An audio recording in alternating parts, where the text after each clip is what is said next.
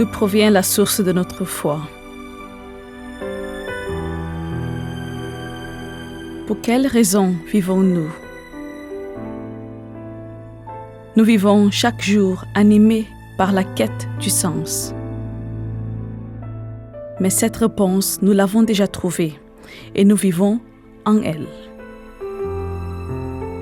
La bénédiction en mariage, elle incarne l'accomplissement de notre foi. Et elle est le chemin vivant par lequel nous faisons pleinement l'expérience de l'amour du Parent Céleste, l'expression même de notre essence.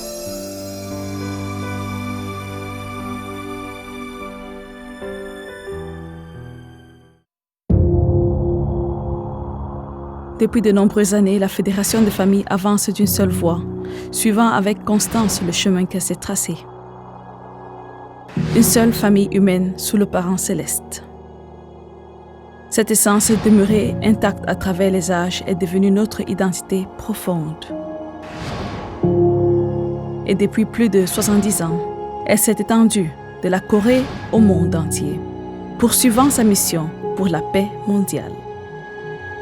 Il est difficile de résumer la mission d'une religion en une seule phrase. Car les chemins vers l'absolu sont multiples, façonnés par l'histoire et la culture. Toutefois, une chose est certaine, c'est que toutes les religions aspirent, en fin de compte, au bonheur de l'humanité. La Fédération des familles n'a pas fait exception. Nous poursuivons une foi orientée vers la rencontre avec Dieu, cherchant la vérité et aspirant au bonheur. Et à travers la bénédiction en mariage, nous avons découvert que bâtir une famille vraie est le chemin vers ce bonheur. Depuis lors, nous avons placé les vrais parents au cœur de notre foi et nous avons cheminé pour grandir en tant que vrais fils et filles. La bénédiction en mariage est le plus grand amour que Dieu nous a offert. Avec le temps, nous nous sommes unis sous le nom de famille, réalisant l'idéal d'une seule famille humaine sous le Parent Céleste. Ainsi, les premiers pas initiés par les vrais parents ont traversé les décennies pour devenir aujourd'hui une immense vague de bénédictions qui enveloppe le monde entier. En 1960, 36 couples ayant reçu la bénédiction en mariage ont marqué le début de ce chemin. Rapidement, ce nombre est passé à 72, puis à 124 couples, puis finalement s'étendre à des milliers, des dizaines de milliers, puis à des centaines de milliers de couples. Au centre des citoyens de Séoul, au Madison Square Garden, au stade olympique de Séoul, et dans les lieux de bénédiction reliés par satellite à travers le monde, d'innombrables jeunes se sont tenus devant les vrais parents, promettant de fonder une famille unie aux Parents Célestes.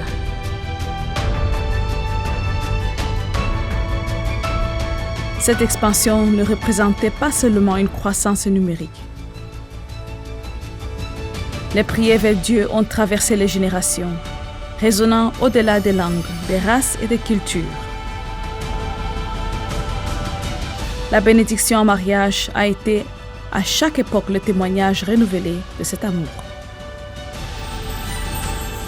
Parmi les scènes les plus lumineuses du parcours de la bénédiction figurent les unions internationales et interraciales. En unissant les jeunes hommes et femmes des nations autrefois ennemies, les murs de l'oppression ont été brisés. La Corée et le Japon, les États-Unis et l'Allemagne, l'Israël et la Palestine. Au-delà des blessures de la guerre, du colonialisme et des conflits entre peuples, deux êtres se sont unis par le mariage et les enfants nés de cette famille jouent aujourd'hui le rôle de véritables ponts de paix. Ils incarnent un miracle providentiel ouvrant la voie vers une réconciliation ultime. Pour nous, la cérémonie de bénédiction en mariage n'est pas une fin en soi. Lorsque les époux se respectent et s'aiment, lorsque les parents transmettent la foi à leurs enfants. Cette foi s'enracine dans le cœur filial envers le parent céleste et le Jeongson envers les vrais parents. Pour que l'humanité tout entière puisse incarner l'idéal de la paix, nous devons poursuivre l'expansion de la bénédiction. Une nouvelle ère de paix et d'harmonie. Elle prend racine dans la vie des familles bénies. Aujourd'hui, nous méditons à nouveau sur le sens profond de la bénédiction. En tant que les fils et filles des vrais parents, nous posons les fondations de la paix mondiale à travers nos familles.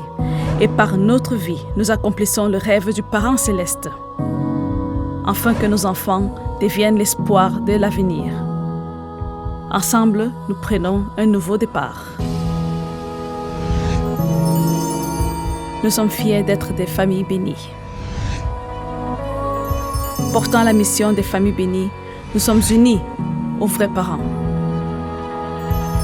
Avec un cœur de Hyojong, nous réalisons le rêve d'une seule famille humaine sous le parent céleste et deviendrons les vrais maîtres de Jeonnaegung.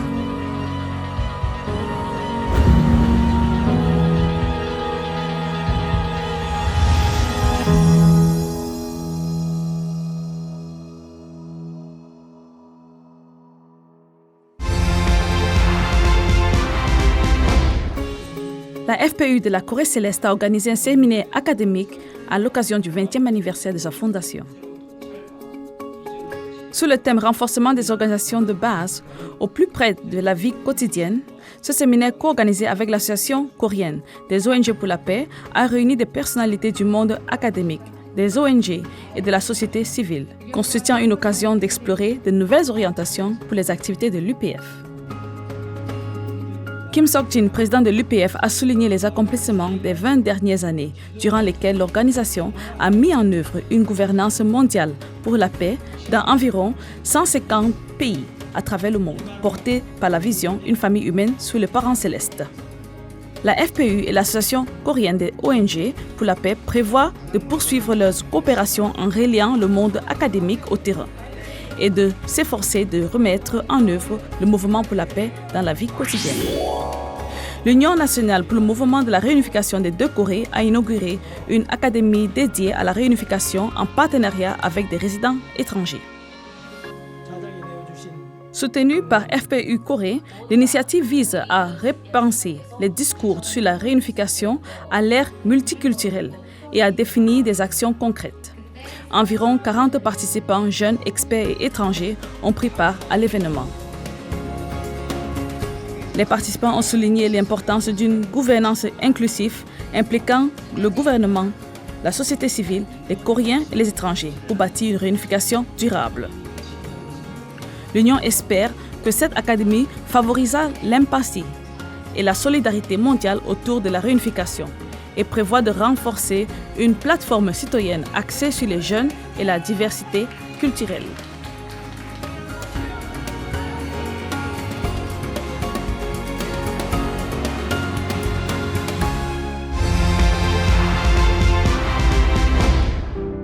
L'événement commémoratif de la Journée internationale de la paix des Nations unies organisé par la FPU de Nouvelle-Zélande s'est tenu à l'ambassade de la paix de Parnell au musée mémorial de la guerre d'Auckland. Organisée sur le thème Unis pour la paix, célébrer notre harmonie partagée, la rencontre a rassemblé une quarantaine de participants, dont des responsables religieux et des ambassadeurs pour la paix. Les leaders hindous Aresh Maharaj et Pundish Dhirendra Nath ont souligné le rôle essentiel de la foi dans la promotion de la paix. Geoffrey Fayos, secrétaire général de la FPU Nouvelle-Zélande, a présenté la vision de paix des vrais parents et a appelé les Nations unies à renforcer l'implication des leaders religieux pour surmonter les obstacles à la paix. Des événements successifs ont été organisés par la Fédération au Pakistan et Thaïlande. Le 17 septembre à Lahore, plus de 120 jeunes leaders et responsables religieux ont participé à une rencontre où le président Yoon Jong-sik a souligné le rôle des jeunes comme ambassadeurs de la paix et a annoncé la création d'une école internationale d'arts martiaux au Pakistan. Le 20 et 21 septembre, une réunion des dirigeants de Tongilmudo s'est tenue à Bangkok, en Thaïlande, pour discuter du lancement d'une formation pour les leaders visant à former et à déployer 30 000 instructeurs dans le monde entier. L'Assemblée internationale des jeunes et étudiants 2025 s'est tenue à l'ambassade de la paix de la FPU à Quezon City aux Philippines. Des jeunes leaders, éducateurs, missionnaires et militants pour la paix ont participé à des conférences sur les rôles que les jeunes peuvent jouer dans le développement national et la promotion de la paix.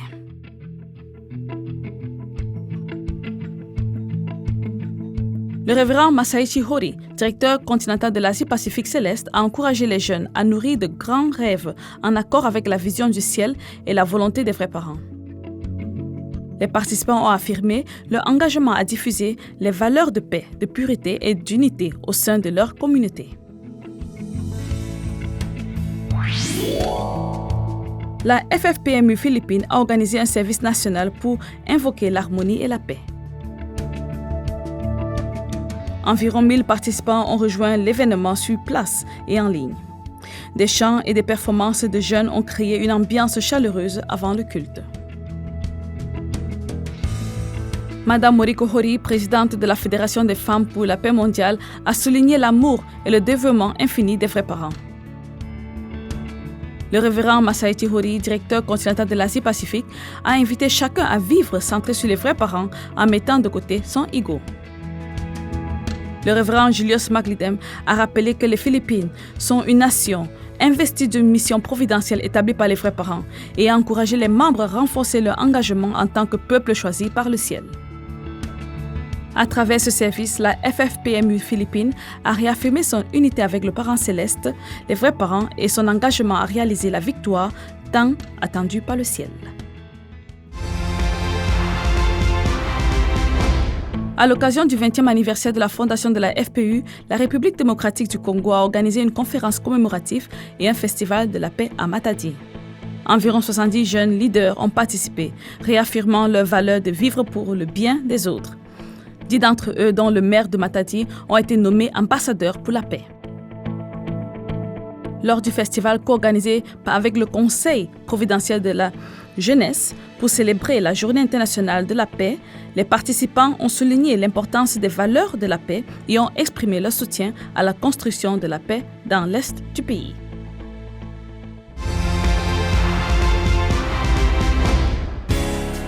La Fédération pour la paix universelle de Pérou et le Rotary Club de Lima, People of Action, ont signé un accord de partenariat stratégique. Lors de cette cérémonie de signature qui s'est tenue à l'ambassade de la paix, les deux organisations ont établi comme objectif commun la promotion d'une culture de paix, la diffusion de messages de paix et les activités de service social à travers des forums et des projets éducatifs.